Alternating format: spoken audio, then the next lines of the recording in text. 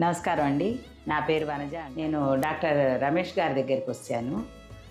ఎవరి ద్వారా వచ్చాను అనంటే, ఒక సంగీత టీచర్ ఉన్నారండి. మా మనవరాలికి చెప్తారు. ఆవిడ చెప్పారనమాట. ఆవిడ ద్వారా నేను ఇక్కడికి వచ్చాను. నేను వచ్చినప్పుడు ఎలా ఉన్నానో తెలుసా అసలు? ఇంత లావుగా, నీరసంగా, షుగర్‌తో, మోకాళ్ళ నొప్పులతో, థైరాయిడు, బీపీ 5 రకాల రుగ్మతలతో వచ్చాను. అయితే ఇప్పుడు ఎంత హాయిగా ఉన్నాను అంటే, అసలు ఇవన్నీ నాకున్నయ్యా, వచ్చినయ్యా అని ఆలోచన కూడా రావడం లేదు.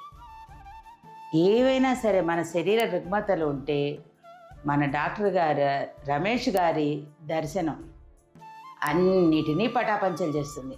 ఇప్పుడు నాకు షుగర్ రివర్స్ అయిపోయింది, థైరాయిడ్ విడిపోయింది, బీపీ నార్మల్ ఉన్నది. అలాగే చూడండి, మీ ముందర నేను నడిచి చూపిస్తున్నాను కదా, ఎంత హాయిగా నడుస్తున్నాను. అంత ముందర ఎలాగా నడిచేదాన్ని. ఏదమ్మా కాస్త స్టూల్ ఇవ్వు, కూర్చుంటాను. డాక్టర్ గారు కూర్చుంటానండి నేను ఇక్కడ అని ఇలా ఎప్పుడు దేని మీద కూర్చుందామా, ఏదైనా కూర్చోటానికి ఉంటుందా అని ఆలోచించేదాన్ని. కానీ నిలబడాలి, నడవాలని ఉండేది కాదు. అంత నొప్పులు ఉండేవి. అవి లేవు. నన్ను చూస్తే మీకు అర్థమవుతుంది, నేను చాలా సన్నబడిపోయినాను. 74 నుంచి 60కి వచ్చాను.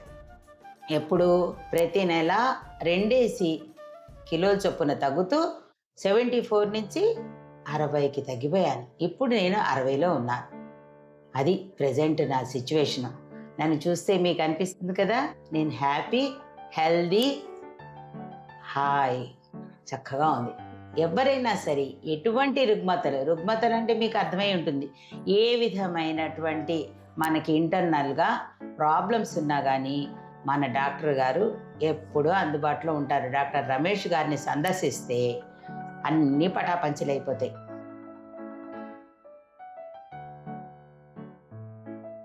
డాక్టర్ గారి గురించి చెప్పమంటారా ఏంటి?